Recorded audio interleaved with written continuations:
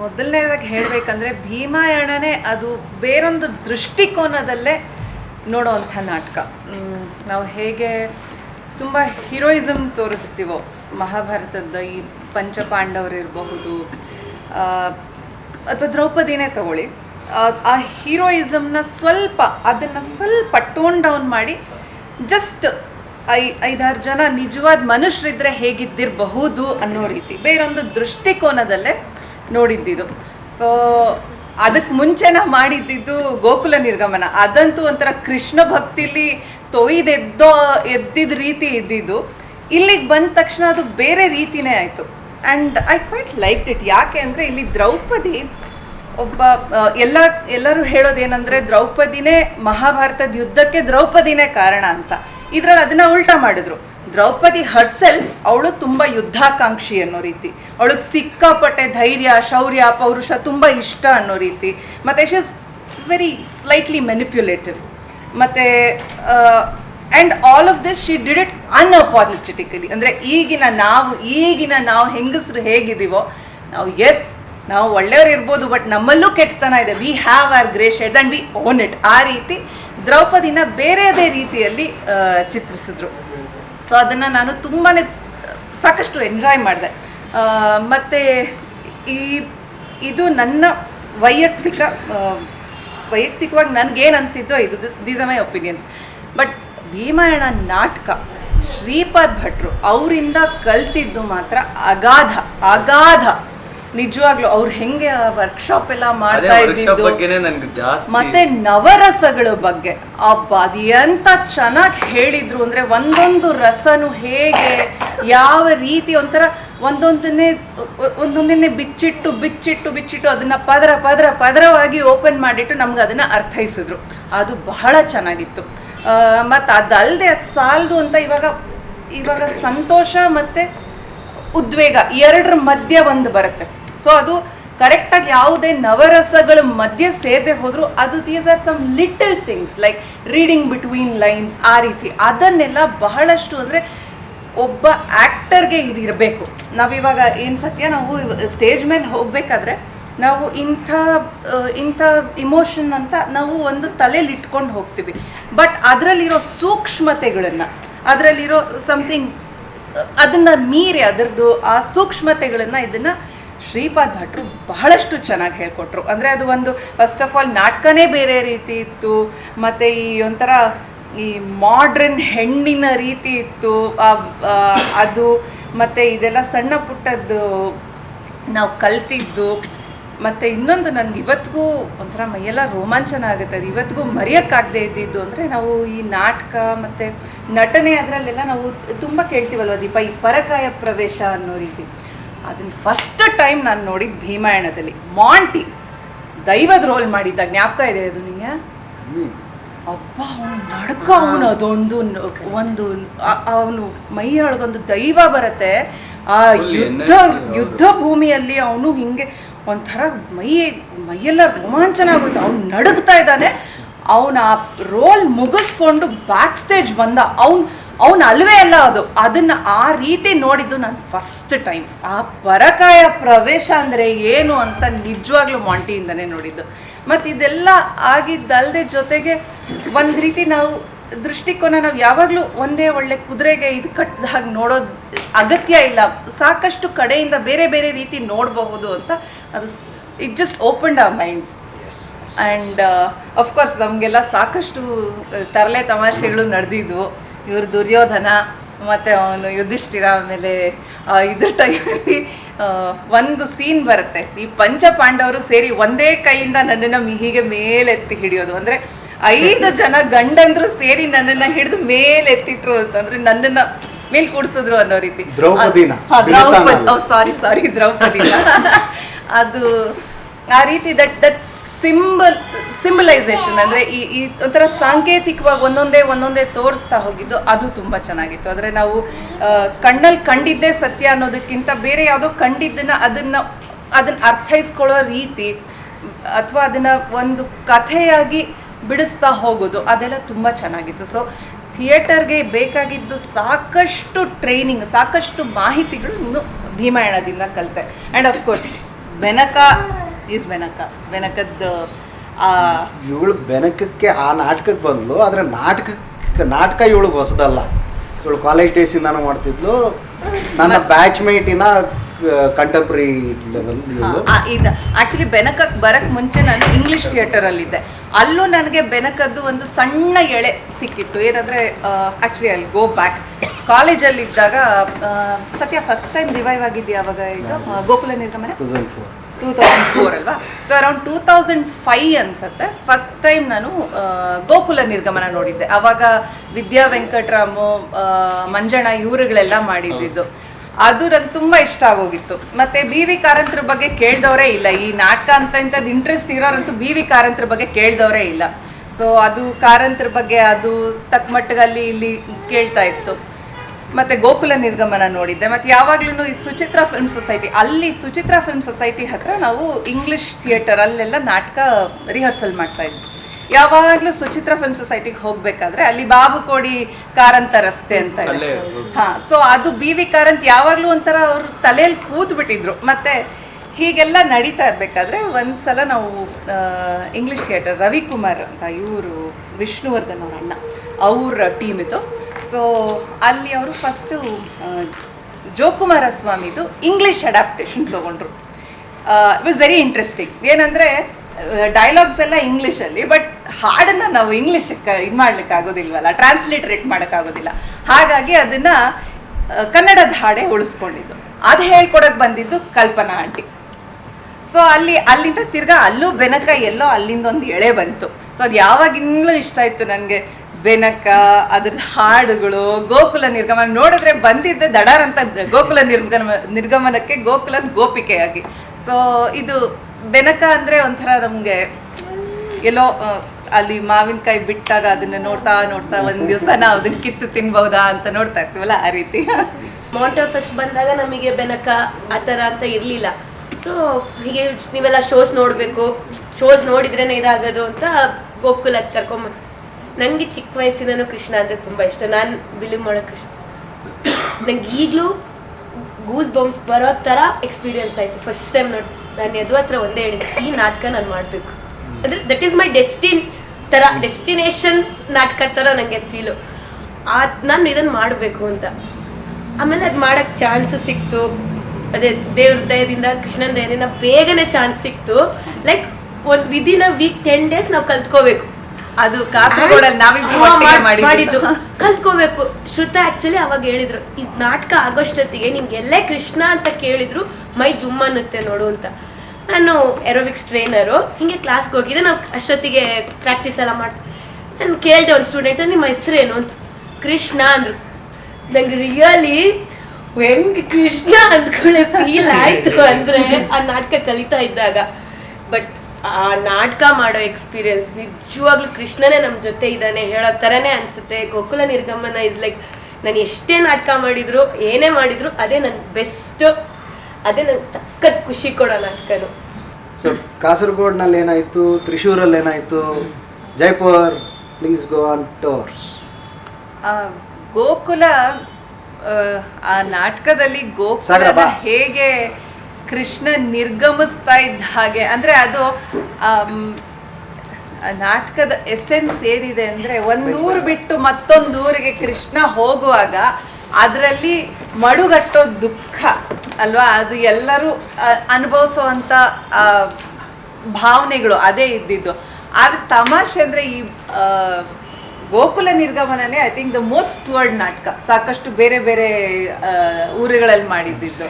ಮತ್ತು ಜೈಪುರಲ್ಲಿ ನಾವು ಥಿಯೇಟರ್ ಒಲಿಂಪಿಕ್ಸಿಗೆ ಹೋಗಿದ್ದಿದ್ದಲ್ವಾ, 2018 ಮಾರ್ಚಲ್ಲಿ ನಾವು ಮಾರ್ಚಲ್ಲಿ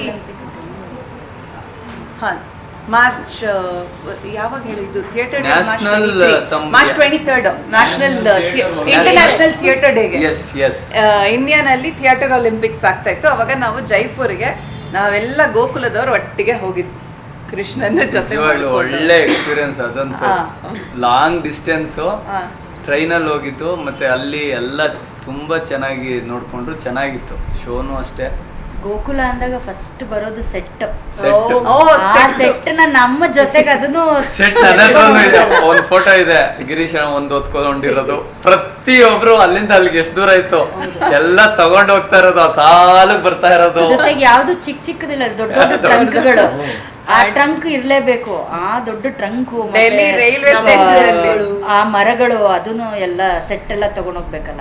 ಡೆಲ್ಲಿ ರೈಲ್ವೆ ಸ್ಟೇಷನ್ ಅಲ್ಲಿ ಪ್ಲಾಟ್ಫಾರ್ಮ್ 8-9 ನಾವ್ ಇಳಿದಿದ್ದು. ಮತ್ತೆ ನಾವ್ ಎಕ್ಸಿಟ್ ಮಾಡೋ ರೈಲ್ವೆ ಸ್ಟೇಷನ್ ಅದು ಊರಿಂದ ಊರಿಗೆ ಹೋದಾಗಿತ್ತು. ಒಬ್ಬೊಬ್ರ ಕೈಯಲ್ಲೂ ಒಂದೊಂದು ಸೆಟ್ದು, ಮತ್ತೆ ಇಬ್ರು ಇಟ್ಕೊಂಡಿದ್ರಪ್ಪ ಈ ಮರನ. ಒಬ್ರು ಬೇರ್ ಹತ್ರ, ಮತ್ತೊಬ್ರು ಇದ್ರ ಹತ್ರ, ಬುಷ್ ಹತ್ರ. ಚೆನ್ನಾಗಿತ್ತು ಅದೆಲ್ಲ, ಇಮೇಜರಿ ತುಂಬಾ ಚೆನ್ನಾಗಿತ್ತು. ಗೋಕುಲ ಅಂದ್ರೆ ಅದೊಂಥರ ಎಮೋಷನ್, ಇಮೋಷನ್, ಡಿವೋಷನ್. ಒಬ್ರು ಇಬ್ರು ಅಂತಲ್ಲ, ಗೋಕುಲದ ಬಗ್ಗೆ ಯಾರನ್ನೇ ಕೇಳಿದ್ರು, ಎಷ್ಟೇ ನಾಟಕ ಇದ್ರು ಅದರಲ್ಲಿ ಗೋಕುಲ ತುಂಬಾ ವಿಭಿನ್ನ, ವಿಶೇಷ ಎಲ್ರಿಗೂ. ಕೃಷ್ಣ ಅಂದ ತಕ್ಷಣ ಏನ್ ನೆನಪಾಗತ್ತೆ? ಕೊಳಲು. ಸೊ ಅಲ್ಲಿ ಆ ನಾಟಕದಲ್ಲಿ ಕೊಳಲೆ ಯೂಸ್ ಮಾಡದೆ ಅದ್ರದ್ದು ಆ ಸೌಂಡ್, ಹಾರ್ಮೋನಿಯಂ ಅಷ್ಟೇ. ಕೃಷ್ಣನ ನೆನಪು, ಆ ಕೃಷ್ಣನ ಅರ್ಥ ಮಾಡಿಸೋದು, ಜನರ ಮನಸ್ಸಲ್ಲಿ ಕೂಡ್ಸೋದು. ಒಂದು ಪಾತ್ರಗಳು ನಾವೇನೇನು ಮಾಡ್ತಿರ್ತೀವಿ, ನಮಗೂ ಅದು ಕೃಷ್ಣ ಅಂತ ಅನ್ನಿಸ್ಬೇಕಲ್ಲ, ಆ ಫೀಲ್ ಕೊಡ್ಬೇಕಲ್ಲ. ಸೊ ಕೊಳಲು ಇಲ್ಲದೆ ಕೃಷ್ಣನ ನಾವೆಲ್ಲ ಅರ್ಥ ಮಾಡ್ಕೊಳ್ಳೋದು, ಅವನ ಜೊತೆ ಇರೋದಿದೆಯಲ್ಲ, ಅದು ತುಂಬಾ ಕಷ್ಟ. ನೀವು ಹೇಗೆ ಹೇಳಿದ್ರು, ಕೊಳಲ್ ಇಲ್ದೇನೆ ಕೃಷ್ಣನ ನಾವು ಅದರ ಅನುಭವಿಸೋ ರೀತಿ, ಮತ್ತೆ ಆ ಊದಿನ ಕಡ್ಡಿ, ಅದು ನೀವು ಆಕ್ಚುಲಿ ನಾಟಕ ನೋಡಿದವ್ರಿಗೆ ಗೊತ್ತಿರುತ್ತೆ ಅದ್ರದ್ದು. ಅದ ರೀತಿ ಸ್ಟೇಜ್ ಮೇಲೆ that imagery is so beautiful.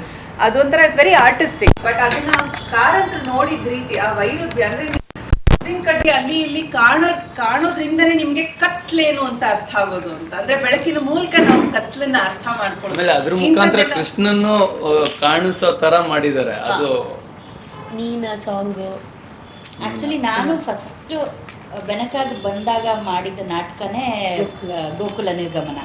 ಅದು ಭೋಪಾಲಲ್ಲಿ, ಭೋಪಾಲ್ ಶೋ ಫಸ್ಟ್ ನಂದು.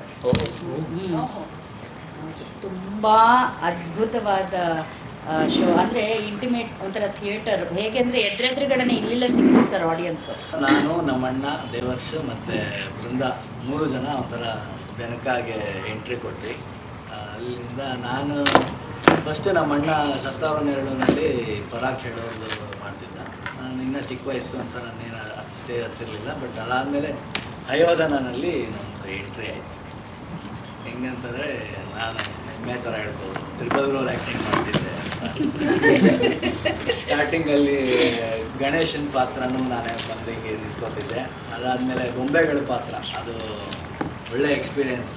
ಯಾವ ಗೊಂಬೆಗಳು ಆ್ಯಕ್ಚುಲಿ ನನಗೆ ಅದೊಂಥರ ನೆನೆಸ್ಕೊಂಡ್ರೆ ಫೀಲ್ಸ್ ಅದು. ಅವಾಗೆಲ್ಲ ಹಿಂಗೆ ಸಕ್ಕದಾಗಿ ಮಾಡ್ತಿದ್ವಲ್ಲ ಅಂತ. ನನ್ನ ಜೊತೆಗೆ ಯಾರು ಮಾಡಿದ್ರು ಅನ್ನೋದು ಆ್ಯಕ್ಚುಲಿ ಮರ್ತೋಗ್ಬಿಟ್ಟಿದೆ ನನಗೆ. ಯಾರು ಮನೋಗ್, ನಾನು ಯಾರ ಹೆಸರು ನನ್ನ ಸರಿ ನಂತು ಹುಡುಗಿದ್ದು. ಒಳ್ಳೆ ಕಾಂಬೋನಲ್ಲಿ ಅದು ಚೆನ್ನಾಗಿ ಮೂವ್ ಬಂದಿತ್ತು ನಾಟಕ. ಸೊ ಅದಾದಮೇಲೆ ಹೈವದನದಲ್ಲಿ ಈ 3 ಬೊಂಬೆಗಳ ಪಾತ್ರ, ಗಣೇಶ ಮತ್ತು ಲಾಸ್ಟಲ್ಲಿ ಪದ್ಮಿನಿ ಮಗನ ಪಾತ್ರ ಅದು ಮಾಡ್ತಿದ್ದೆ.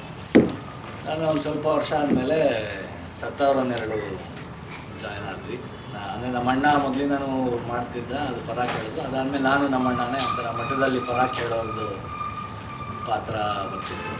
ಸೊ ಸತ್ತವರ ನೆರಳು ಬಂದಾಗ ಮತ್ತೆ ಅದನ್ನು ಸತ್ತವರ ನೆರಳು ಏನು ಸ್ಟಾರ್ಟ್ ಮಾಡೋದ್ನೋ ಇವತ್ತು ಅವನೇ ಪ್ರೊಡಕ್ಷನ್ ಮ್ಯಾನೇಜರು. ಸತ್ತವರ ಅಲ್ಲಿವರೆಗೂ ಬಂದಿದ್ದಾನೆ. ಸತ್ತವರ ನೆರಳು ಟೀಮ್ ಹ್ಯಾಂಡಲ್ ಮಾಡೋದಂದ್ರೆ ಅದೊಂದು ದೊಡ್ಡ ಸಾಹಸ.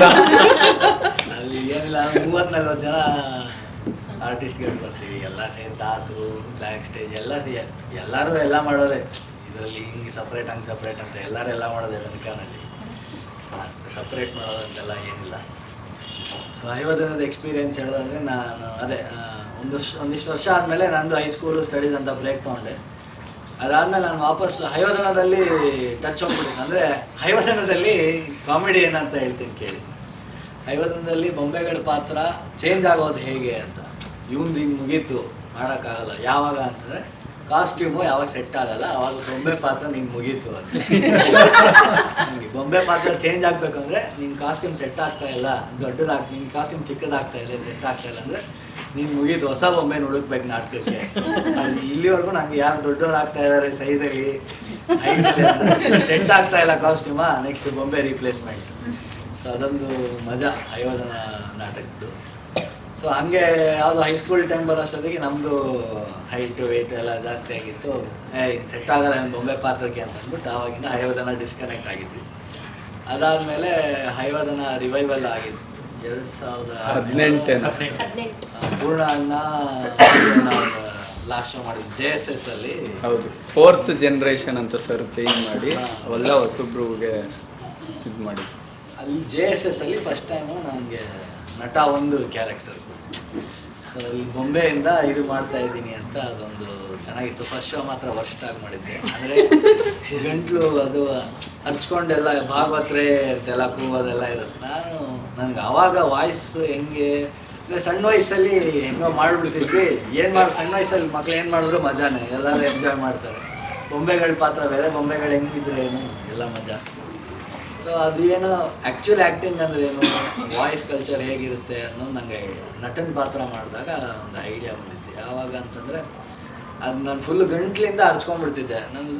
ಆ ಶೋ ಎಂಡ್ ಅಷ್ಟೊತ್ತಿಗೆ ನನ್ನ ಗಂಟ್ಲು ವಾಯ್ಸೇ ಕೆಟ್ಟೋಗ್ಬಿಟ್ಟಿತ್ತು. ಆವಾಗ ಎಲ್ಲ ಇದು ಮುಗಿದ್ಬಿಟ್ಟು ಮೇಕಪ್ ತೆಗಿತಾ ಇದ್ವಿ. ಪೂರ್ಣ ಅಣ್ಣ ಇದ್ದರು ರೂಮಲ್ಲಿ. ಏನೋ ಅದು ಅಷ್ಟು ಅಸಹ್ಯವಾಗಿ ಮಾಡಿದೆ, ಏನದು ವಾಯ್ಸು, ಒಂದು ಆ್ಯಕ್ಟರ್ಗೆ ಆ ಥರ ನಾವು ವಾಯ್ಸ್ ಇರೋದು. ಫಸ್ಟ್ ವಾಯ್ಸ್ ಹೆಂಗೆ ಮಾಡಬೇಕು, ನಾಟಕ ಹೆಂಗೆ ಹೊಟ್ಟೆಯಿಂದ ಧ್ವನಿ ತೆಗಿಬೇಕು, ಎಲ್ಲ ಗಂಟ್ಲೆಲ್ಲ ಹಾಡು ಮಾಡ್ಕೊಂಡ್ಬಿಟ್ಟಿದ್ಯಾ, ಕರೆಕ್ಟಾಗಿ ಮಾಡೋದು. ಈ ನೋಡಿದೆ ನಾನು ಎಲ್ಲೋ ಹೋಗಬೇಕು, ಎಲ್ಲೋ ಹೋಗ್ತೀಯ ಅಂತ ನಾವು ಅನ್ಕೊತಾ ಇದ್ದೀವಿ, ನೀನು ನೋಡಿದ್ರೆ ಎಷ್ಟು ಕಚ್ಚಡವಾಗಿ ಮಾಡ್ತಾ ಇದೆಯಾ, ಚೆನ್ನಾಗಿ ಮಾಡು, ವಾಯ್ಸ್ ಕಂಟ್ರೋಲ್ ಮಾಡ್ಕೊಂಡು ಮಾಡು ಅಂತಂದ್ಬಿಟ್ಟು ಆವಾಗಿಂದ ಓಕೆ ಎಲ್ಲ ಗಂಟ್ಲಲ್ಲಿ ಹೇಳೋದಿರಲ್ಲ, ಹೊಟ್ಟೆಯಿಂದ ಧ್ವನಿ ಬರಬೇಕು, ವಾಯ್ಸ್ ಬರಬೇಕು ಅನ್ನೋದು ಅಲ್ಲಿ ಕಲ್ತ್ಕೊಂಡೆ. ಸೊ ಇವರೆಲ್ಲ ನಮ್ಮ ಹೈವದನ ಟೀಮ್ ಎಲ್ಲ ಹೊಸಬ್ರು ರಿವೈವಲ್ ಆಗಿದ್ದ ಟೀಮಲ್ಲಿ ಸಿಂಗರ್ಸ್ ಇಲ್ಲ, ಪ್ರತೀಕ್ಷಾ, ರೋಹಿತ್, ಚೈತ್ರ. ಮಾತಾಡಿ ರೋಹಿತ್, ನೀವು ಹೈವದನ ಎಕ್ಸ್ಪೀರಿಯನ್ಸ್ ಹೇಳಿ.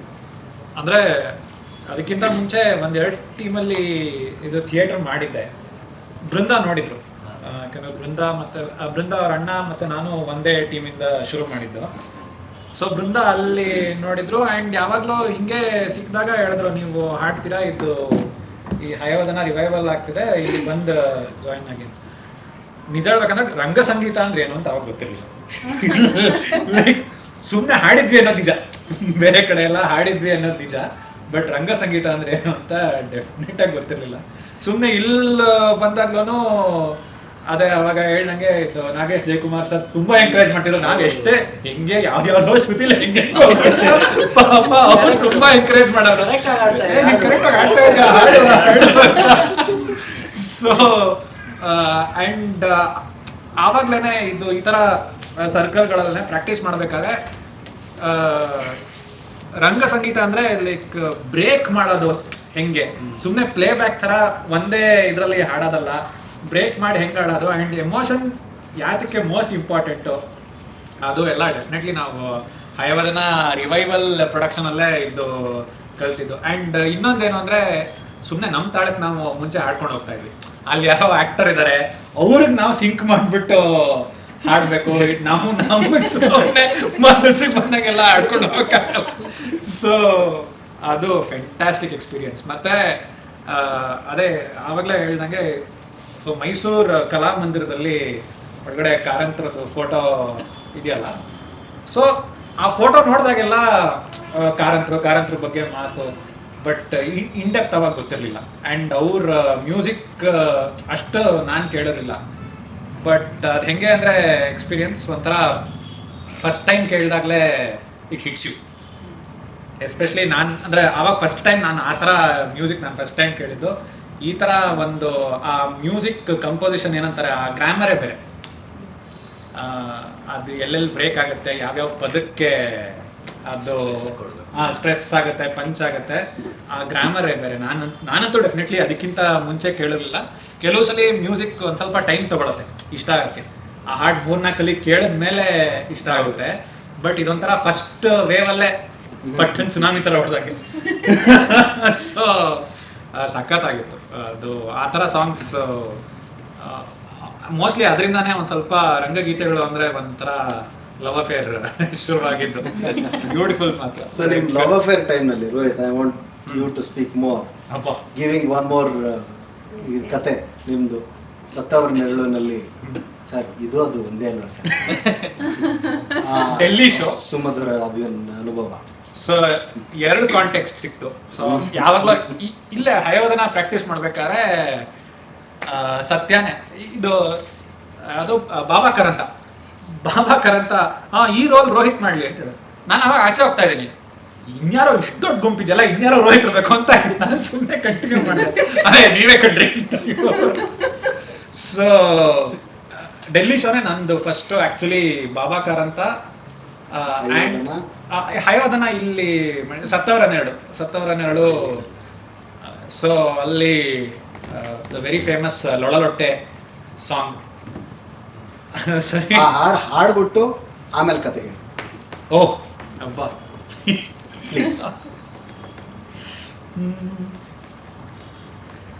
ಲೊಳಲೊಟ್ಟೆ ಬದುಕು ಲೊಳಲೊಟ್ಟೆ, ಲೊಳಲೊಟ್ಟೆ ಬದುಕು ಲೊಳಲೊಟ್ಟೆ, ಲೊಳಲೊಟ್ಟೆ ಬದುಕು ಲೊಳಲೊಟ್ಟೆ. ಆನೆ ಕುದುರೆ ಒಂಟೆ ಎಲ್ಲ ಲೊಳಲೊಟ್ಟೆ, ಆನೆ ಕುದುರೆ ಒಂಟೆ ಎಲ್ಲ ಲೊಳಲೊಟ್ಟೆ. ಬಹುಸೇನೆ ಭಂಡಾರವು ಲೊಳಲೊಟ್ಟೆ, ಬಹುಸೇನೆ ಭಂಡಾರವು ಲೊಳಲೊಟ್ಟೆ. ಮಾನಿನಿಯರ ಸಂಘ ಲೊಳಲೊಟ್ಟೆ, ಮಾನಿನಿಯರ ಸಂಘ ಲೊಳಲೊಟ್ಟೆ. ದೊಡ್ಡ ಕ್ಷೋಣೇಶನೆಂಬುದು ಲೊಳಲೊಟ್ಟೆ, ದೊಡ್ಡ ಕ್ಷೋಣೇಶನೆಂಬುದು ಲೊಳಲೊಟ್ಟೆ. ಲೊಳಲೊಟ್ಟೆ ಬದುಕು ಲೊಳಲೊಟ್ಟೆ, ಲೊಳಲೊಟ್ಟೆ ಬದುಕು ಲೊಳಲೊಟ್ಟೆ, ಲೊಳಲೊಟ್ಟೆ ಬದುಕು ಲೊಳಲೊಟ್ಟೆ.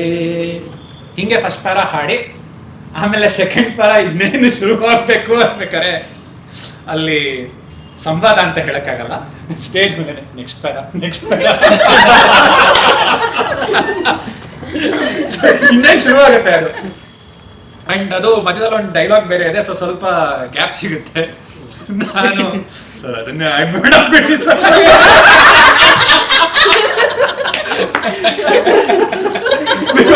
ಆನ್ ಸ್ಪಾಟ್ ಅಲ್ಲಿ 1 ನಿಮಿಷ 1 ಸೆಕೆಂಡ್ ಯಾರಿಗೂ ಹೊಳಿಲ್ಲ. ಸರಿ, ವರ್ಸ್ಟ್ ಕೇಸ್ ಸಿನಾರಿಯೋ ಪ್ಲಾನ್ ಮಾಡ್ಕೋಬೇಕಲ್ಲ, ಪ್ಲಾನ್ ಆಗಿರೋ ಬದಲು ಅದನ್ನೇ ಆಡ್ ಮಾಡಬೇಡಿ ಸರ್. 2018 ಅಲ್ಲಿ ಹಯವದನ ರಿವೈವ್ ಆಯಿತು, ಬಟ್ ನಾನು 2019 ಅಲ್ಲಿ ಬಂದಿದ್ದು. 2019 ಅಲ್ಲಿ ಬೃಂದ ನಾನು ಇನ್ನೊಂದು ನಾಟಕ ಮಾಡ್ತಾ ಇದ್ವಿ, ಅಲ್ಲಿ ಸುಮಾರಿಗೆ ಹಾಡಿದ್ದೆ. ಸೊ ಅವಳು ಇಲ್ಲಿ ರಿವೈವ್ ಆಗ್ತಾ ಇದೆ. ಪ್ಲಸ್ ಪೂಜಾ ಅಂತ ಒಬ್ಳಿದ್ದಾಳೆ, ಅವಳು ಮದುವೆ ಸೆಟ್ ಆಗೋಗಿದೆ. ಇವಾಗ ಏನು ನೋಡಿದ್ರಿ ಮೀರನ್ ಜೊತೆ ಇದ್ದಾರೆ ಅವಳೇ. ಸೊ ಅವಳು ಮದುವೆ ಸೆಟ್ ಆಗೋಗಿದೆ. ಡಿಸೆಂಬರಲ್ಲಿ ಗೋವಾಗ ಒಂದು ಫೆಸ್ಟಿವಲ್ಗೆ ಹೋಗಬೇಕು.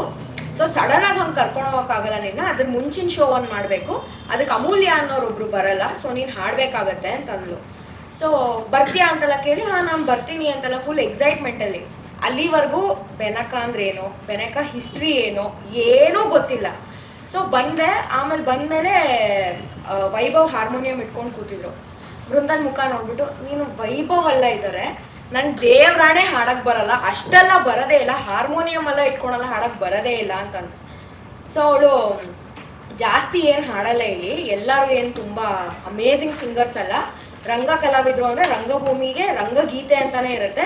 ಸೊ ಅದು ಬೇಸಿಕ್ ಶ್ರುತಿ ಸೇರಿಸಿ ಹಾಡಿದ್ರೆ ಸಾಕು ಅಂತಂದ್ಲು. ಬಟ್ ನಾನು ಒಬ್ಳೇನ ಜೂನಿಯರ್, ಇನ್ಯಾರೂ ಇಲ್ವಾ ಹೊಸಬ್ರು ಅಂದರೆ, ಇನ್ನಿಬ್ರು ಬರ್ತಾರೆ, ಅವರು ಏನು ಅಷ್ಟು ಚೆನ್ನಾಗಿ ಹಾಡಲ್ಲ, ಸುಮಾರಿಗೆ ಹಾಡ್ತಾರೆ. ಓಕೆ ಹೌದಾ, ಇಬ್ಬರು ಯಾರೋ ಸುಮಾರಿಗೆ ಹಾಡ್ತಾರೆ, ಬರ್ತಾರೆ ನೋಡೋಣ ಅಂತ ನಾನು ಕಾಯ್ತಾ ಇದ್ದೀನಿ. ಆಮೇಲೆ ಎಂಟ್ರಿ ಕೊಟ್ಟರು ದರ್ಶನ್ನು ರಕ್ಷಿತಾ. ಸುಮಾರಿಗೆ ಹಾಡ್ತಾರೆ ಅಷ್ಟೇ, ಸುಮಾರಿಗೆ ಹಾಡ್ತಾರೆ. ಹಾರ್ಮೋನಿಯಮಲ್ಲಿ ವೈಭವ್ ಶ್ರುತಿ ಕೊಟ್ಟರು, ಅವ್ರು ಒಂದು ಆಲಾಪ್ ತೊಗೊಂಡ್ರು. ನಂಗೆ ಅಲ್ಲೇ ನಾನು ಬ್ಲಾಸ್ಟ್, ನಂಗೆ ಅಲ್ಲೇ ಬೃಂದಂಗೆ ಹೇಳ್ಬಿಟ್ಟೆ, ನಂಗೆ ಇಷ್ಟೆಲ್ಲ ಬರಲ್ಲ ಪ್ಲೀಸ್ ಅಂತ. ಸೊ ಅಲ್ಲಿ ಸ್ಟಾರ್ಟ್ ಆಗಿದ್ದು, ಆ ಹಿಂಜರಿಕೆಯಲ್ಲಿ ಸ್ಟಾರ್ಟ್ ಆಗಿದ್ದು. ಸೊ ಆವಾಗ ವೈಭವ್ ಅವರೊಂದು ರಿಯಾಲಿಟಿ ಶೋಗೆ ಬೇರೆ ಹೋಗ್ತಾ ಇದ್ರು, ಅದು ರಿವೀಲ್ ಆಗಿರಲಿಲ್ಲ ಎಲ್ಲೋ. ಅವ್ರು ಮೋಟಿವೇಟ್ ಮಾಡಿ ಮಾಡಿ ಮಾಡಿ ಮಾಡಿ ಕೊನೆಗೆ ಫಸ್ಟ್ ಶೋ ಆಯಿತು. ಅದಾದಮೇಲೆ ಗೋವಾ ಸೆರೆಂಡಿಪಿಟಿ ಫೆಸ್ಟಿವಲ್ಗೆ ಹೋದ್ವಿ 2019 that was my first ever out station show Benaka ಜೊತೆಗೆ. ಅದಾದಮೇಲೆ ಅರ್ಥ ಆಗ್ತಾ ಬಂದಿದ್ದು ಆವಾಗ ನನಗೆ, ಐ ಥಿಂಕ್ ಐ ವಾಸ್ 18-19. ಆವಾಗ ನನಗೆ ಎಷ್ಟರ ಮಟ್ಟಿಗೆ ಹಯವದನ ಅರ್ಥ ಆಗಿತ್ತು. ಇವಾಗಿಗೂ ನಾನು ರೋಹಿತ್ ಡಿಸ್ಕಸ್ ಮಾಡ್ಬೇಕಾದ್ರೆ ನನಗೆ ಎಷ್ಟು ಇನ್ಫ್ಲೂಯೆನ್ಸ್ ಮಾಡಿದೆ ಅದು ಅಂದರೆ, ಫಸ್ಟ್ BV ಕಾರಂತರಿಂದ ಹೇಳಬೇಕು ಅಂದರೆ, ಅವ್ರು ಹೇಳ್ದಂಗೆ ಸುಚಿತ್ರಾ ಫಿಲಮ್ ಸೊಸೈಟಿ ಹತ್ರ ಹಿಂಗೆ ರೈಟ್ ತೊಗೊಳ್ಬೇಕಾದ್ರೆ ಬಾಬು ಕೋಡಿ ಸಮಥಿಂಗ್ ರಸ್ತೆ ಅಂತೆಲ್ಲ ಬರ್ದಿರೋದು. ನಾನು ಇವ್ರು ಯಾರು ರಾಜ್ಕುಮಾರ್ ರಸ್ತೆ ಗೊತ್ತು, ವಿಷ್ಣುವರ್ಧನ್ ರಸ್ತೆ ಗೊತ್ತು, ಇವ್ರು ಯಾರು ಬಾಬು ಕೋಡಿ ಅಂದರೆ ಅಟ್ಲೀಸ್ಟ್ ಹಿಸ್ಟ್ರಿನಾರು ಹಾಕ್ಬಾರ್ದು ಅವ್ರದ್ದು ಕೆಳಗಡೆ ಅಂತ. ದೆನ್ ಅಲ್ಲಿ ಬಿ ವಿ ಕಾರಂತರು ಫೋಟೋ ನೋಡ್ತಾ ಇದ್ವಿ, ಅವಾಗ ರಿವೀಲ್ ಮಾಡಿದ್ದು ಓ ಬಾಬು ಕೋಡಿ ಅಂತ ಇವ್ರದೇನೆ ಬಿದು ಅಬ್ರಿವೇಷನ್, ಅದು ಅವ್ರ ಹೆಸರಲ್ಲೇ ಇರೋ ರೋಡು ಅಂತ. ಅಲ್ಲಿ ಹಂಗೆ ಇಂಟ್ರೊಡ್ಯೂಸ್ ಆಗಕ್ಕೆ ಸ್ಟಾರ್ಟ್ ಆಗಿದ್ದು. And I think with respect to Hayavadana ನನಗೆ ಫಸ್ಟಿಗೆ ಅಷ್ಟು ಅರ್ಥ ಆಗಿರಲಿಲ್ಲ. ಓ ಏನೋ ಒಬ್ಳು ಮದುವೆ ಆಗಿದ್ಲು, ಶಿ ವಾಸ್ ನಾಟ್ ಲಾಯಲ್, ಅವಳು ಇನ್ನೊಬ್ಳು ಯಾರನ್ನೋ ಇಷ್ಟಪಟ್ಬಿಟ್ಲು ಅಷ್ಟೇ, ವೆರಿ ಸೂಪರ್ಫಿಷಿಯಲ್ ಅಂಡರ್ಸ್ಟ್ಯಾಂಡಿಂಗ್ ಇದ್ದಿದ್ದು.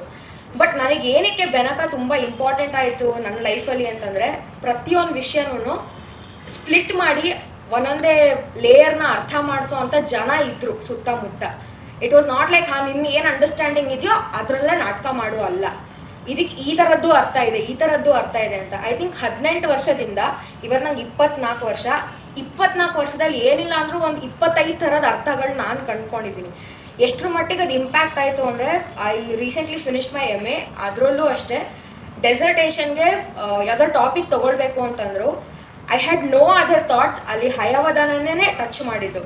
ಸೊ ಹಯವದನ ತೊಗೊಂಡು ಅದಕ್ಕೆ ರೆಕಾರ್ಡಿಂಗ್ ಇಸ್ಕೊಂಡು ಅದ್ರದ್ದು ಥೀಸಿಸ್ ಸಬ್ಮಿಟ್ ಮಾಡಿ ಅಷ್ಟರ ಮಟ್ಟಿಗೆ ಇನ್ಫ್ಲೂಯೆನ್ಸ್ ಮಾಡಿ, and every time we do Hayavadana.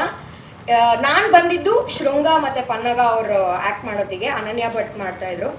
So ನನಗೆ ಎವ್ರಿ ಟೈಮ್ ವಿಸಿಟ್ ಒಂದೊಂದು ರಿಹರ್ಸಲ್ಲೂ ಶೃಂಗನ ಎಷ್ಟು ಅಬ್ಸರ್ವ್ ಮಾಡ್ತೀವಿ, ಬಾಡಿ ಲ್ಯಾಂಗ್ವೇಜ್ ಆಗಿರ್ಬೋದು, ಆ ದೇವದತ್ತ ಹಾಗೆ ಕನ್ವರ್ಟ್ ಆಗೋದಾಗಿರ್ಬೋದು, ಕಪಿಲ ದೇವದತ್ತ ಆಗೋದಾಗಿರ್ಬೋದು, ಆ ವೈಬ್ರೇಷನ್ಸ್ ಪ್ರತಿಯೊಂದೂ. ಆಮೇಲೆ ಅವ್ನು ಹೇಳ್ದಂಗೆ ಒಂದೊಂದು ಹಾಡಿನ ಅರ್ಥನೂ ಸೂಪರ್ಫಿಷಿಯಲಿ ನದಿಗೆ ಜಲಪಾತ ಅದು ಇದು ಅಂತೆಲ್ಲ ಏನೇನೋ ವರ್ಡ್ಸ್ ಕೇಳತ್ತೆ. ಆಮೇಲೆ ಮಡುವಿನ ಹೊಕ್ಕಳಲ್ಲಿ ತಿರುವಿ ಅಂತಲ್ಲ, ಅದೇನೋ ಅರ್ಥ ಆಗ್ತಿರಲಿಲ್ಲ, ಏನೋ ಸುಳಿ ಅಂತ ಅನ್ಕೋತಾ ಇದ್ವಿ. Then the internal meaning of it, I think ನಮ್ಮಲ್ಲಿ ಆ ಇನೋಸೆನ್ಸ್ ಕಳಿಸ್ಕೊಂಡಂಗೂ ನಾಟಕ ಇನ್ನೂ ಹತ್ತಿರ ಆಗಕ್ಕೆ ಸ್ಟಾರ್ಟ್ ಆಯಿತು. ಬಿಕಾಸ್ ನಾವು ಏನು ಕಲ್ಮಶ ಮನಸ್ಸು ಅನ್ನೋದು ಟ್ಯಾಪ್ ಆಗೋಗತ್ತೆ ಒಂದ್ಸತಿ ಮೈಂಡಲ್ಲಿ, ಅವಾಗ ಇದೆಲ್ಲ ವರ್ಲ್ಡ್ಲಿ ಪ್ಲೆಷರ್ಸ್ನ ಹೆಂಗೆ ಸೂಕ್ಷ್ಮವಾಗಿ ತಿಳಿಸಿದ್ದಾರೆ ಅನ್ನೋದನ್ನ ನನಗೆ ಅರ್ಥ ಮಾಡ್ಕೊಳಕ್ಕೆ ಹೇಳ್ಕೊಟ್ಟಿದ್ದು Benaka. And last one example ನನಗೆ ಏನು ಕೊಡ್ಬೋದು ಅಂದರೆ, ಹೆಂಗೆ ಹೇಳ್ತಾರಲ್ಲ ಬೆಂಗಳೂರು ಟ್ರಾಫಿಕಲ್ಲಿ ಒಂದ್ಸತಿ ಗಾಡಿ ಓಡಿಸ್ಬಿಟ್ರೆ ನಾವು ಎಲ್ಲಿ ಬೇಕಾದ್ರೂ ರೋಡಲ್ಲಿ ಗಾಡಿ ಓಡಿಸ್ಬೋದು ಅಂತ. ಸೊ ನನಗೆ ಬೆನಕ ಆ ಥರ ಎಕ್ಸ್ಪೀರಿಯನ್ಸ್ ಕೊಟ್ಟಿದೆ. ಬೆನಕದಲ್ಲಿ ಇದ್ದು 100% ನಿಮ್ಮನ್ನು ನೀವು ತೊಡಗಿಸ್ಕೊಂಡ್ರೆ there is no way you can escape from any work. So ಪ್ರತಿಯೊಂದು ಬ್ಯಾಕ್ ಸ್ಟೇಜಿಂದ ಹಿಡಿದು ಅವ್ರು ಯಾರು ಬಾ ಮಾಡು ಅನ್ನೋಕ್ಕಿಂತ ನಾನು ಯಾಕೆ ಮಾಡ್ತಿಲ್ಲ ಅಂತ ನನಗೆ ಕ್ವೆಶ್ಚನ್ ಬಂದ್ಬಿಡತ್ತೆ. ಸೊ ಅಲ್ಲಿ ಸ್ಟಾರ್ಟ್ ಮಾಡಿ ಎಂತೆಂಥ ಸೀನಿಯರ್ ಜೂನಿಯರ್ ಇಲ್ಲ, ಯಾರ್ಯಾರೋ ಏನೇನೋ ಎತ್ಕೊಂಡು ಹೋಗ್ತಾ ಇರ್ತಾರೆ. And I've seen so many physically challenge people, special people ಎಲ್ಲ ಬಂದು ಕೆಲಸ ಮಾಡಿರೋದು. ತುಂಬ ವೇಸ್ಟ್ ಬಾಡಿ ಅಂತ ನನಗೆ ಫೀಲ್ ಆಗಿಬಿಡುತ್ತೆ ಅಂಥ ಟೈಮಲ್ಲಿ. ಸೊ ಹಾಗೆ ಸ್ಟಾರ್ಟ್ ಮಾಡಿ ಇವಾಗ ನಾವು ಎಲ್ಲೇ ಹೋದ್ರೂ ಸರ್ವೈವ್ ಆಗೋ ಒಂದು ತಾಕತ್ತು ಕೊಟ್ಟಿರೋದು ಬೆನಕ. ಆ್ಯಂಡ್ ಅದಲ್ಲದೆ ಸುಮಾರಷ್ಟು ನಾಟಕ ಮಾಡಿದ್ದೀವಿ. ನಾನು ಚೈತ್ರ ಅಕ್ಕ ಆದಮೇಲೆ ಐ ಥಿಂಕ್ ಮಾನಸ ಅಕ್ಕ ಇದ್ದರು, ಅದಾದಮೇಲೆ ನಾವು ಗಾನಗಾರ್ತಿಯರಾಗಿ ಬಂದ್ವಿ ಹರಿಶ್ಚಂದ್ರ ಕಾವ್ಯಗೆ, ಜೋಕುಮಾರ್ ಸ್ವಾಮಿ ಮಾಡಿದ್ದೀವಿ. ಸೊ ಇಟ್ ಇಸ್ ಬೀನ್ ಒಳ್ಳೆ ಲರ್ನಿಂಗ್ ನನಗೆ ಬೆನಕ ಎಲ್ಲೇ ಹೋದ್ರೂ. ಬೆಂಗಳೂರು ನಾಗರತ್ನಮ್ಮ ನಾಟಕದ ಬಗ್ಗೆ ಹೇಳಬೇಕು ಅಂದರೆ, ಮಲೆಯೂರು ಗುರುಸ್ವಾಮಿ ಅವರ ಪುಸ್ತಕದ ಮೇಲೆ ಆಧಾರಿತವಾದಂತಹ ಒಂದು ನಾಟಕ. ಅದಕ್ಕೆ ಹೂಲಿಶೇಖರ್ ಮತ್ತು ಪ್ರತಿಭಾ ನಂದಕುಮಾರ್ ಮ್ಯಾಮ್ ಅವರು ಅದನ್ನು ರಂಗರೂಪಕ್ಕೆ ತಂದಿದ್ರು. ನಾಗಭರಣ ಸರ್ ಅವರೇ ಡಿರೆಕ್ಟ್ ಮಾಡಿದ್ರು. ನಮ್ಮೆಲ್ಲರ ಪುಣ್ಯ ಅನಿಸುತ್ತೆ, ಮೊದಲನೇ ಬಾರಿ ಸ್ಟೇಜ್ ಹತ್ತಿದಾಗಲೇ ನಮಗೆ ಪಾತ್ರ ಅಂತ ಸಿಕ್ತು. ಬರೀ ಬ್ಯಾಕ್ ಸ್ಟೇಜ್ ಒಂದೇ ಅಲ್ಲದೆ ಪಾತ್ರ ಮಾಡುವಂಥ ಒಂದು ಅವಕಾಶ ಸಿಕ್ತು. ಮತ್ತು ಭರಣ ಸರೇ ಡಿರೆಕ್ಟ್ ಮಾಡ್ತಾಯಿದ್ರು ಅದನ್ನ. ಆ್ಯಂಡ್ ಅದಲ್ಲದೆ ಶಿವು ಅವರು ಅಸಿಸ್ಟೆಂಟ್ ಡಿರೆಕ್ಟರ್ ಆಗಿ ಅದಕ್ಕೆ ಕೆಲಸ ಮಾಡ್ತಾಯಿದ್ರು.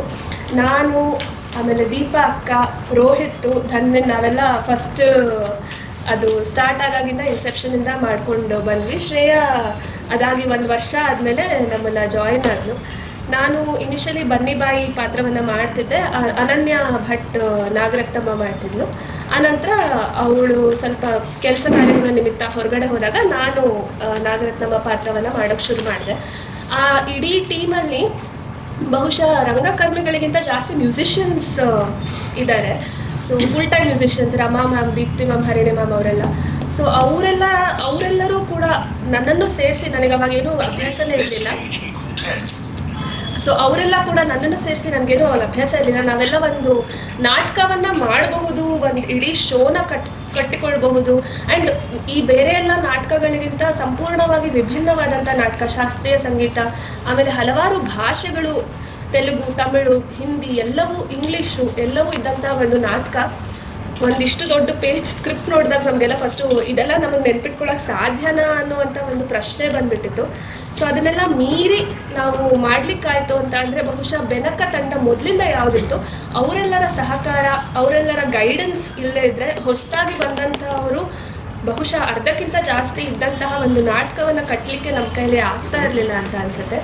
ಇವತ್ತಿಗೆ ಒಂದು ಇರುವಂಥ ಒಂದು ಕಾನ್ಫಿಡೆನ್ಸ್ ಏನಿದೆ ಆ ಟೀಮಲ್ಲಿ, ನಾವು ಮಾಡ್ತೀವಿ, ಒಂದು 3 ದಿನ ರಿಹರ್ಸಲಲ್ಲಿ ನಾವು ಅದನ್ನು ಮಾಡ್ತೀವಿ ಅನ್ನೋಂಥ ಕಾನ್ಫಿಡೆನ್ಸ್ ಬಹುಶಃ ಆವಾಗಿನ ಬೆನಕ ತಂಡದ ಒಂದು ಸಪೋರ್ಟ್ ಏನಿತ್ತು, ಇಂಟಿಗ್ರೇಷನ್ ಏನಿತ್ತು, ಅದರಿಂದಾಗಿಯೇ ನಾವಿವತ್ತು ಈ ಮಟ್ಟಿಗೆ ಬಂದಿದ್ದೀವಿ ಅಂತ ಅನಿಸುತ್ತೆ ನನಗೆ.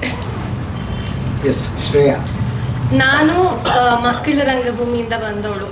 ಮಕ್ಕಳ ರಂಗಭೂಮಿಯಿಂದ ಸಡನ್ ಆಗಿ ಬೆಂಗಳೂರು ನಾಗರತ್ನಮ್ಮ ಅಂತ ದೊಡ್ಡ ನಾಟಕ ಸಿಕ್ಕಿದ್ದು ನನ್ನ ಪುಣ್ಯ ಅಂತ ಹೇಳ್ಬೋದು, ಅದು ಬೆನಕದಲ್ಲಿ.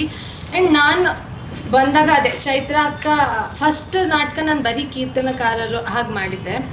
ಮತ್ತು ಅಂದರೆ ಒಂಥರ ಇದು ರಂಗಗೀತೆಗಳಲ್ಲದೆ ಪೂರ್ತಿ ಒಂಥರ ಶಾಸ್ತ್ರೀಯವಾದ ಹಾಡುಗಳೆಲ್ಲ ಇತ್ತು. ಮತ್ತು ಎಲ್ಲ ದೊಡ್ಡ ದೊಡ್ಡ ಕಲಾವಿದರು. ನನಗೆ ಫಸ್ಟ್ ಬಂದ ತಕ್ಷಣವೇ ಅನಿಸಿದ್ದು ಇವ್ರುಗಳ ಮುಂದೆ ನಾನು ಇಲ್ಲಿ ಫಿಟ್ ಆಗ್ತೀನಾ ಅಂತ. ಬಿಕಾಸ್ ಮಕ್ಕಳ ನಾಟಕ ಅದು ಮಾಡೋದೇ ಬೇರೆ, ಆ ಏಜಲ್ಲಿ ಆ ಕಾನ್ಫಿಡೆನ್ಸ್ ಇರುತ್ತೆ. ಬಟ್ ಈ ಏಜಿಗೆ ಬಂದಾಗ ಅದು ಬೆನಕ ಅಂತ ದೊಡ್ಡ ಪ್ಲ್ಯಾಟ್ಫಾರ್ಮ್ ಸಿಕ್ಕಾಗ ಮಾಡ್ತೀನಾ ಅಂತ ಇತ್ತು. ಬಟ್ ಇವರೆಲ್ಲರ ಸಹಕಾರದಿಂದ ಆ್ಯಂಡ್ ಪ್ರತಿಯೊಬ್ಬರೂ ಅಷ್ಟೇ, ಅವ್ರು ದೊಡ್ಡ ಕಲಾವಿದ್ರೆ ಇರ್ಬೋದು, ಆದರೆ ಅವ್ರು ಯಾವತ್ತೂ ಆ ಹೆಡ್ ವೇಟ್ ಇಟ್ಕೊಂಡಿರಲ್ಲ. ಎಲ್ಲರೂ ಒಂದೇ ಥರ ಇರ್ತಾರೆ, ಎಲ್ಲರೂ ಎಲ್ಲ ಕೆಲಸನೂ ಮಾಡ್ತಾರೆ. ಇಲ್ಲಿ ಅವ್ರಿಗೆ ಆ ಕೆಲಸ, ಇವ್ರಿಗೆ ಈ ಕೆಲಸ ಅಂತ ಇಲ್ವೇ ಇಲ್ಲ.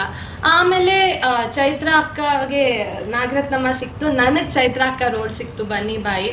ಅದೇ ಒಂಥರ it was very nice. And ಎಷ್ಟೊಂದು ಕಲ್ತ್ಕೊಂಡೆ ನಾನು ಆ ನಾಟಕದಿಂದ. ಆ್ಯಂಡ್ ಎಲ್ಲರಿಂದ ಪ್ರತಿಯೊಬ್ಬರಲ್ಲೂ ಒಂದೊಂದು ಕಲ್ತ್ಕೊಳ್ಳೋದಿತ್ತು. ಅದಾದಮೇಲೆ 1-2 ಶೋ ನನ್ನ ಅದೃಷ್ಟ ಅಂತಲೇ ಹೇಳ್ಬೋದು, ನಾಗರತ್ನಮ್ಮ ಮಾಡೋಕ್ಕೂ ಸಿಕ್ತು ನನಗೆ. ಅದು ನಾನು ಯಾವತ್ತೂ ಗೊತ್ತೂ ಇರಲಿಲ್ಲ ನನಗೆ ಅಂಥ ಅವಕಾಶ ಸಿಗತ್ತೆ, ಇಂಥ ಘಟಾನುಘಟಿಗಳ ಮುಂದೆ ನಾನು ಮಾಡ್ಬೋದು ಅಂತೆಲ್ಲ. ಬಟ್ ಎಲ್ಲರೂ ಅದಾದಮೇಲೂ ಅಷ್ಟೇ ನಾಗರತ್ನಮ್ಮ ಇಂದ ಬಂದೆ. ಬಟ್ ಅದಾದಮೇಲೆ ಭರಣ ಸರ್ ಆಪರ್ಚುನಿಟೀಸ್ ಕೊಟ್ಟರು ಬೇರೆ ಬೇರೆ ನಾಟಕದಲ್ಲಿ ಹಾಡೋಕ್ಕೆ, ಆಮೇಲೆ ಜೋಕುಮಾರಸ್ವಾಮಿಯಲ್ಲಿ ಮಾಡೋಕ್ಕೆ, ಸತ್ತವರ ನೆರಳು ಅಲ್ಲಿ ಎಲ್ಲದಕ್ಕೂ ಒಂಥರ ಅಂದರೆ ಇಲ್ಲಿರೋದೇ ಒಂದು ಖುಷಿ. ಆ್ಯಂಡ್ ಇದು ಎಕ್ಸ್ಟೆಂಡೆಡ್ ಫ್ಯಾಮಿಲಿ ಥರ.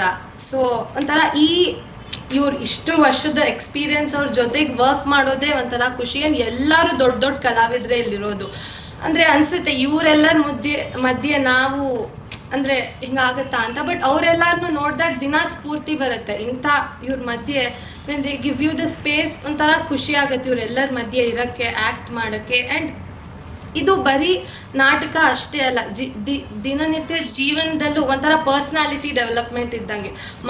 ನನಗೆ ಮಕ್ಕಳ ರಂಗಭೂಮಿಯಲ್ಲಿ ವಿಜಯನಗರ ಬಿಂಬಾಲ್ ಕಲ್ತಿದ್ದಿಲ್ಲಿ ಸಾಕಷ್ಟು ಉಪಯೋಗ ಆಗಿದೆ. ಬಟ್ ಇಲ್ಲಿ ಕಲ್ತಿರೋ ಎಕ್ಸ್ಪೀರಿಯನ್ಸ್ಗಳೇ ಬೇರೆದು. ಆ್ಯಂಡ್ ನನಗಿದು ಜೀವನ ಸಾಗಿಸೋಕ್ಕೂ ತುಂಬ ಅನುಕೂಲ ಆಗುತ್ತೆ. ಆ್ಯಂಡ್ ಎಲ್ಲರೂ ಒಂಥರ ಹೊಸ ಪರಿಚಯ, ಎಲ್ಲ ಎಷ್ಟೋ ದಿನ ಒಬ್ಬೊಬ್ರು ಪರಿಚಯ ಆಗ್ತಾರೆ, ಅವ್ರವ್ರ ಎಕ್ಸ್ಪೀರಿಯನ್ಸ್ ಕೇಳೋದು ಒಂಥರ ತುಂಬ ಖುಷಿ ಕೊಡುತ್ತೆ.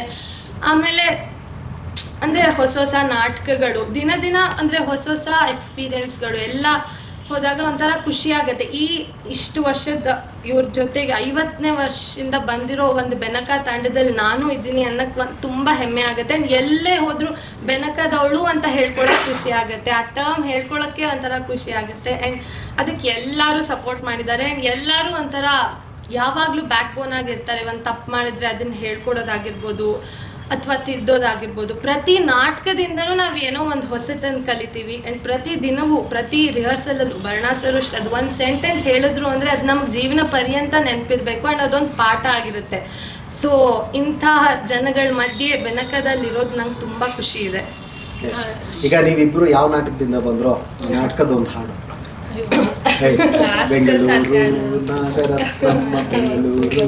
ಆಕ್ಚುಲಿ ಶ್ರೇಯನ್ ಬಗ್ಗೆ ಅವಳು 5ನೇ ಕ್ಲಾಸಲ್ಲಿ ಕೇಳಿದಂತೆ ಸರ್ನ, ಅದ್ರ ಬಗ್ಗೆ ಒಂಚೂರು ದಯವಿಟ್ಟು ಹೇಳು. ನಾನು ವಿಜಯನಗರ ಬಿಂಬದಲ್ಲಿ ಮಕ್ಕಳ ರಂಗಭೂಮಿಯಲ್ಲಿದ್ದೆ. ನನಗಿನ್ನ 5th ಸ್ಟ್ಯಾಂಡರ್ಡಲ್ಲಿದ್ದೆ.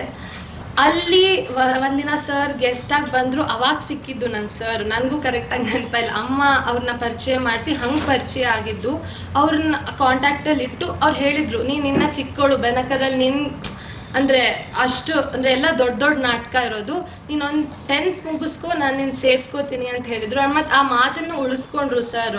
ನಾನು 10th ಮುಗಿಸಿ ಫೋನ್ ಮಾಡಿದಾಗ ಒಂದು ಥಾಟು ಇಲ್ಲದೆ ನನ್ನ ಸೇರಿಸ್ಕೊಂಡ್ರು. ಆ್ಯಂಡ್ ಅದೇ ಥರ ಅವ್ರು ಹೇಳಿದರು ನಾಗರತ್ನಮ್ಮಗೆ ಬಾ ಅಂತ. ನಾನು ದೀಪ್ತಿ ಶ್ರೀನಾಥ್ ಹತ್ರ ಕರ್ನಾಟಕೀಯ ಶಾಸ್ತ್ರೀಯ ಸಂಗೀತ ಕಲಿತಿದ್ದೆ. ಅವರು ನೆಕ್ಸ್ಟ್ ಡೇ ನೀನು ಕೀರ್ತನಕಾರರಾಗಿ ಬರ್ತೀಯಾ ನಾಗರತ್ನಮ್ಮಗೆ ಅಂತ ಅಂದರು. ಸೊ ನನಗೆ ಡಬಲ್ ಆಪರ್ಚುನಿಟಿ ಆಗಿತ್ತು ಅವತ್ತು. ಆ್ಯಂಡ್ ಒಂಥರ ಆ ಕಡೆಯಿಂದಾನು ಬಂತು, ಈ ಕಡೆಯಿಂದ ಬಂತು, ಅದೇನೋ ಕೂಡ್ತು ಅಂತ ಹೇಳ್ತಾರಲ್ಲ, ಹಾಗಾಯ್ತು ಅವತ್ತಿನ ದಿನ.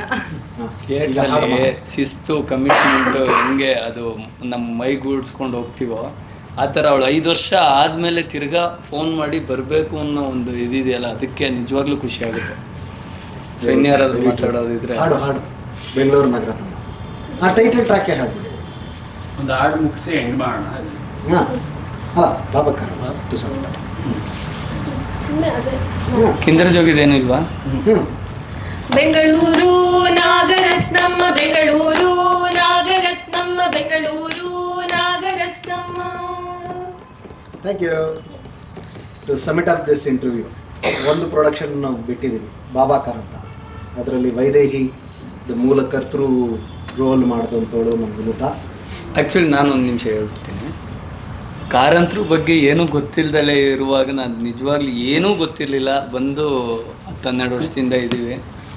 ಆ್ಯಕ್ಚುಲಿ ರಿಯಲ್ಲಾಗಿ ಅರ್ಥ ಆಗಿದ್ದು ಬಾಬಾಕರ್ ಅಂತ ನಾಟಕದಲ್ಲೇ. ಏನೇ ನಾವು ವಿಡಿಯೋ ಏನೇ ನೋಡಿದ್ರು ಕಾರಂತರ ಬಗ್ಗೆ ಎಲ್ಲ ನಮ್ಮ ಸೀನಿಯರ್ಗಳು ಯಾರೇ ಹೇಳ್ತಾ ಇದ್ರು, ಆ ಒಂದು ರಿಯಲ್ ಎಕ್ಸ್ಪೀರಿಯೆನ್ಸು ಆ ನಾಟಕದಿಂದ, ಓ ಕಾರಂತರ ಹಿಂಗಿದ್ರಾ, ಓ ಹಿಂಗಾಯ್ತು ಅವ್ರಿಗೆ, ಈ ಥರ ಇದಾಯ್ತಾ. ನಿಜವಾಗ್ಲೂ ಅದನ್ನು ಇನ್ನೂ ವೈದೇಹಿ ಕ್ಯಾರೆಕ್ಟರ್ ಮಾಡಿದವ್ರು ಹೇಳಿದ್ರೆ ಇನ್ನೂ ಚೆನ್ನಾಗಿರುತ್ತೆ. ಇದು ಆ್ಯಕ್ಚುಲಿ 2018 ನಾವು BV ಕಾರಂತರದ್ದು 89ನೇ ವರ್ಷದ್ದು ಸೆಲೆಬ್ರೇಷನ್ ಮಾಡೋಕ್ಕೆ ಶುರು ಮಾಡಿದ್ವಿ ಬೆನಕ ಕಡೆಯಿಂದ.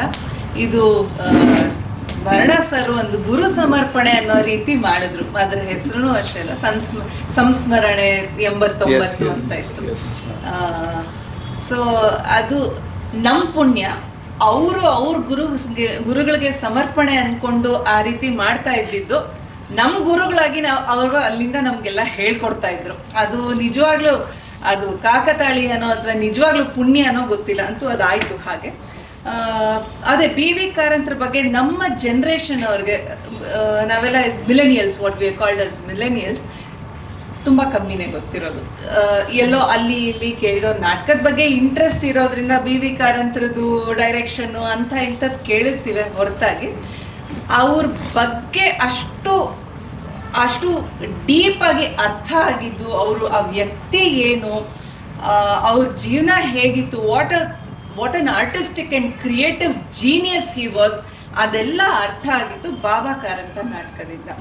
ಅದು ಒಂದು ಇನ್ನೂ ಒಂದೇನಿತ್ತು ಅಂದರೆ, ನಮಗೆ ಎಷ್ಟೋ ಜನ ಕ್ಯಾರೆಕ್ಟರ್ಗಳದು ಅದು ಹೆಸರುಗಳು ಹೇಳ್ತಾ ಹೋದ್ವಿ. ಇವಾಗ ಗುಬ್ಬಿ ವೀರಣ್ಣ ಅವ್ರು ಇರಬಹುದು, GV ಅಯ್ಯರ್ ಇರಬಹುದು, ಆಮೇಲೆ ಬನಾರಸ್ ಯೂನಿವರ್ಸಿಟಿಯಲ್ಲಿರೋ ದೊಡ್ಡ ದೊಡ್ಡ ಕಾದಂಬರಿಕಾರರು, ಮತ್ತು ಎಷ್ಟು ದೊಡ್ಡ ದೊಡ್ಡ ಸ್ಕಾಲರ್ಸ್, ಅವ್ರ ಬಗ್ಗೆ ಎಲ್ಲ ನಮ್ಗೆ ಏನೂ ಗೊತ್ತಿಲ್ಲ. ಕಿವಿಗೆ ಅಟ್ಲೀಸ್ಟ್ ಅವ್ರಗಳ ಹೆಸರುಗಳು ಬಿತ್ತು. ಅಟ್ಲೀಸ್ಟ್ ನಾವು ಯಾರು ಇರಬಹುದು ಅಂತ ನಾವೊಂದಷ್ಟು ಜನ ಗೂಗಲು ಮಾಡಿದೀವಿ ಅಂತ ಅನ್ಸುತ್ತೆ, ಯಾರು ಇರ್ಬೋದು, ಇವ್ರು ಏನು ಎತ್ತ ಅಂತ.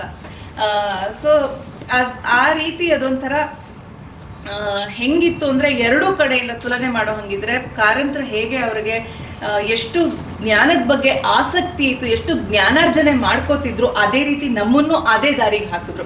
ನಮಗೂ ಅದ್ರ ಬಗ್ಗೆ ಜ್ಞಾನ, ಇವಾಗ ರಂಗಭೂಮಿ ಅಂದರೆ ಏನು, ರಂಗ ಸಂಗೀತ ಅಂದರೆ ಏನು ಅನ್ನೋದ್ರ ಬಗ್ಗೆ ನಮಗೂ ಆ ಜ್ಞಾನದ ಬಗ್ಗೆ ಆಸಕ್ತಿ ಹುಟ್ಟಿಸಿದ್ರು. ಅದನ್ನು ಎಲ್ಲೋ ಒಂದು ಸಣ್ಣ ಮಟ್ಟಕ್ಕೆ, ಒಂದು ಎಳೆ ಆದರೂ ಸರಿ, ನಾವು ಆ ಜ್ಞಾನಾರ್ಜನೆಗೆ ಮುಂದೆ ಹೆಜ್ಜೆ ಇಟ್ವಿ. ನಂದು ಪರ್ಸ್ನಲಿ ಅಗೇನ್ ನನ್ನ ಪುಣ್ಯ ಏನಂದರೆ, ನಾನು ವೈದೇಹಿ ರೋಲ್ ಮಾಡಿದ್ದು. ಇವಾಗ ವೈದೇಹಿ ಅವರು ಕಾದಂಬರಿಕಾರ್ತಿ, ಆಮೇಲೆ ಅವ್ರಿಗೆ ಒಂಥರ ತುಂಬ ಸೂಕ್ಷ್ಮ ಸ್ವಭಾವದವ್ರು. ಅಂದರೆ ಅವರ ಕಥೆಗಳಿರ್ಬೋದು, ಅದೆಲ್ಲ ಒಂಥರ ತುಂಬ, ಅದರಲ್ಲಿ ತುಂಬ ಹೇರಿಕೆ ಇಲ್ಲ.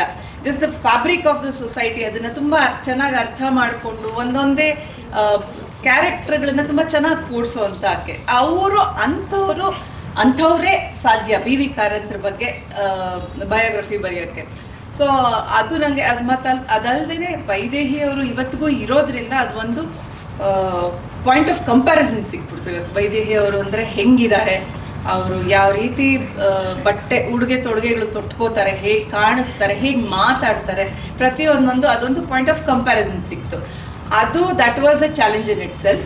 ಮತ್ತು ಅದಲ್ಲದೆ ನಾವು ಮಾಡ್ತಾ ಇದ್ದಿದ್ದು ಅಂಥ ಮೇರು ವ್ಯಕ್ತಿತ್ವ ವಿ ಕಾರಂತರ ಬಗ್ಗೆ. ಸೊ ಅದರದ್ದು ತುಂಬ ದೊಡ್ಡ ಜವಾಬ್ದಾರಿ ಇತ್ತು. ಮತ್ತು ಇದೊಂದು ಪ್ರಾಸೆಸ್ಸಲ್ಲಿ ನಾವೆಲ್ಲ ಒಂಥರ ಒಗ್ಗಟ್ಟಾಗಿ ಒಂದೊಂದು ಆ ಹಾಡುಗಳು ಕಲ್ತಿದ್ದು, ಹಾಡುಗಳು ಕೇಳಿದ್ದು, ಮತ್ತು ಅದನ್ನು ಅಗೇನ್ ನಮ್ಮ ನಾಗಾಭರಣ ಸರ್ದು ಅಗೇನ್ ಹಿಸ್ ಜೀನಿಯಸ್. ಅದು ಒಂದು ಅವರ ಕತೆ, ಜೀವನ ಕತೆ ಹೇಳ್ತಾ ಹೋಗ್ತಾ ಇದ್ದಂಗೆ ಅದ್ರ ಮಧ್ಯದಲ್ಲಿ ಸಾಂದರ್ಭಿಕವಾಗಿ ಹಾಡುಗಳನ್ನ ಹಾಕಿದ್ದು ಅದು ತುಂಬಾನೇ ಚೆನ್ನಾಗಿತ್ತು. ಅದು ಒಂಥರ ನಮಗೆ ಇವತ್ತಿಗೂ ತುಂಬ ಖುಷಿ. ಬಾಬಾ ಕಾರಂತ ಮಾಡ್ತೀವಿ ಅಂದರೆ ಎಷ್ಟು ಖುಷಿ ಆಗುತ್ತೆ. ಆಮೇಲೆ ಅದು ಒಂದು ಪಾಯಿಂಟ್ ಬರುತ್ತೆ, ಅವರು ತುಂಬ ಒಂಥರ ಜೀವನದಲ್ಲಿ ತುಂಬ ನೋವು ಅನುಭವಿಸಿದ್ದು ಕಾರಂತರು.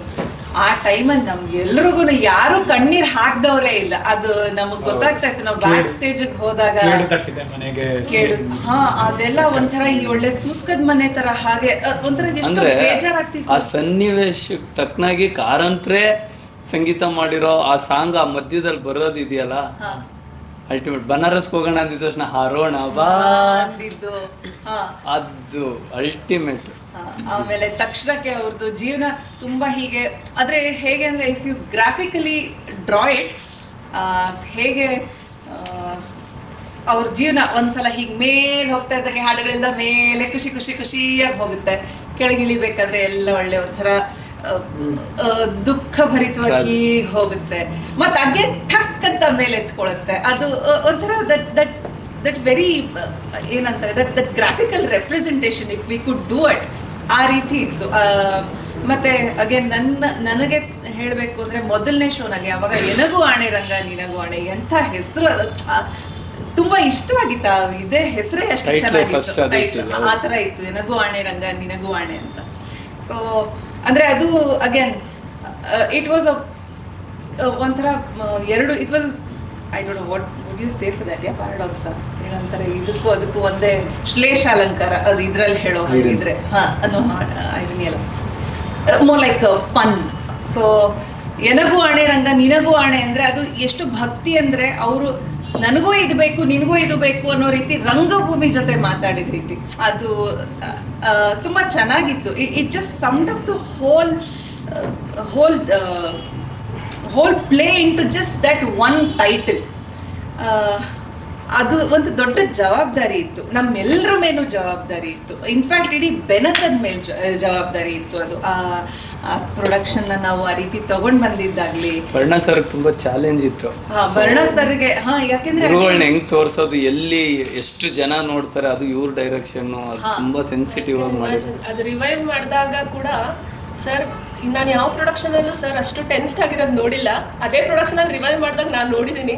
ಸೊ ಬಹುಶಃ ಮೊದಲನೇದಾಗ್ಬೇಕಾದ್ರೆ ಇನ್ನೆಷ್ಟು ಟೆನ್ಸ್ಡ್ ಆಗಿರ್ಬೋದು. ಯಾಕೆ ಅದು ರಿವೈವಲ್ ಅಂತ ಹೇಳಕ್ಕಾಗಲ್ಲ, ಜಸ್ಟ್ ನಮ್ಗೆ 2 ವರ್ಷ ಕೋವಿಡ್ ಬ್ರೇಕ್ ಆಯ್ತು ಅಷ್ಟೇ. ಸೊ ಇದು ನಮ್ಮನ್ನ ಅದು ಹೇಗೆ ನಮ್ಮನ್ನೆಲ್ಲ ಕಾರಂತರ ಬಗ್ಗೆ ಬರೀ ಅವ್ರು ಏನು ವ್ಯಕ್ತಿ ಅವರ ಜೀವನ ಪರಿಚಯಕ್ಕಿಂತ ಹೆಚ್ಚಿಗೆ ನಮ್ಗೆ ಅದೊಂದು ರಂಗಭೂಮಿದೆ ಪಾಠ ಆಗಿತ್ತು. ರಂಗಭೂಮಿ, ರಂಗ ಸಂಗೀತ, ರಂಗ ಸಂಯೋಜನೆ, ಆಮೇಲೆ ಎಂತೆಂಥ ಕ್ಯಾರೆಕ್ಟರ್ಗಳು. ಕೆಲವರಂತೂ ಎಷ್ಟು ಒಬ್ಬೊಬ್ರು ಅಷ್ಟೇ ಜನ ನೆಟ್ಕೊಂಡು ಆ ಪಾತ್ರಗಳಿಗೆ ತೂಕ ಕೊಡ್ತಾ ಹೋಗಿದ್ದು. ಮತ್ತು ಒಬ್ಬರೇನೆ ನಮ್ಮ ಸತ್ಯ ಜಿ.ವಿ. ಅಯ್ಯರು ಆದ್ರೆ ಗುಬ್ಬಿ ವೀರಣ್ಣನೂ ಆದ್ರು. ಅದರಲ್ಲೆಲ್ಲ ದೊಡ್ಡ ದೊಡ್ಡ ಮೇರು ವ್ಯಕ್ತಿತ್ವಗಳ ಬಗ್ಗೆ ತಿಳ್ಕೊತಾ ಹೋದ್ವಿ. ಮತ್ತು ನನಗೊಂದು ಚಾಲೆಂಜ್ ಇತ್ತು. ಅದು ಮೊದಲನೇ ಶೋನಲ್ಲಿ ಎನಗೂ ಆಣೆ ರಂಗ ನಿನಗೂ ಆಣೆನಲ್ಲಿ ಈ ಥರ ನಾರ್ಮಲ್ ಕನ್ನಡ ಮಾತಾಡಿದೆ. ಮತ್ತು ಅದಾದ್ಮೇಲಿಂದ ಫೀಡ್ಬ್ಯಾಕ್ ಬಂತು ಸ್ವಲ್ಪ ಮಂಗಳೂರು ವೈದೇಹಿಯವ್ರ ಥರ, ಮಂಗಳೂರು ಕುಂದಾಪುರ ಥರ, ಹೊಯ್ಲಿಯಾ ಈ ಥರ ಈ ರೀತಿ ಎಲ್ಲ ಮಾತಾಡ್ಲಿಕ್ಕೆ ಅದೊಂದು ನನಗೆ ನಾನು ಅದನ್ನ ಕಲಿತೆ. ಮತ್ತೆ ಇವಾಗ ಮಂಗಳೂರವ್ರು ಹೇಗೆ ಮಾತಾಡ್ತಾರೆ, ಕುಂದಾಪುರದವ್ರು ಹೇಗೆ ಮಾತಾಡ್ತಾರೆ, ಆ ರೀತಿ ನನಗೂ ಅದು ನನ್ನ ಮಟ್ಟಿಗೆ ನಾನು ಅದನ್ನ ತಿಳ್ಕೊಂಡೆ. ಅದೊಂದು ಹೊಸ ನಾಲೆಡ್ಜ್ ಅದನ್ನ ಕಲ್ತ್ಕೊಂಡೆ.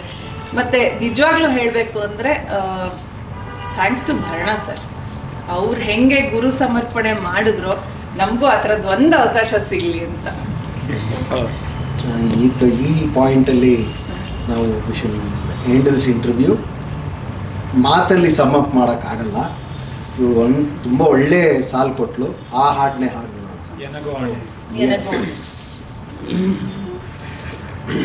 ಎನಗು ಆಣೆ ರಂಗ ನಿನಗು ಆಣೆ ರಂಗ ಎನಗು ಆಣೆ ರಂಗ ನಿನಗು ಆಣೆ ರಂಗ ಎನಗು ಆಣೆ ರಂಗ ನಿನಗು ಆಣೆ ನಿನಗು ನಿನಗೂ ಇಬ್ಬರಿಗೂ ರಂಗ ನಿನಗೂ ಇಬ್ಬರಿಗೂ ಭಕ್ತರಾಣೆ ರಂಗ ಎನಗು ಆಣೆ ರಂಗ ನಿನಗು ಆಣೆ ರಂಗ ಎನಗು ಆಣೆ ರಂಗ ನಿನಗು ಆಣೆ ನಿನ್ನ ಬಿಟ್ಟು ಅನ್ಯರ ಭಜಿಸಿದರೆ ನನಗೆ ಆಣೆ ರಂಗ ನಿನ್ನ ಬಿಟ್ಟು ಅನ್ಯರ ಭಜಿಸಿದರೆ ನನಗೆ ಆಣೆ ರಂಗ ನಿನ್ನ ಬಿಟ್ಟು ಅನ್ಯರ ಭಜಿಸಿದರೆ ನನಗೆ ಆಣೆ ರಂಗ ಎನ್ನ ನೀ ಕೈ ಬಿಟ್ಟು ಹೋದರೆ ನಿನಗೆ ಆಣೆ ರಂಗ ಎನ್ನ ನೀ ಕೈ ಬಿಟ್ಟು ಹೋದರೆ ನಿನಗೆ ಆಣೆ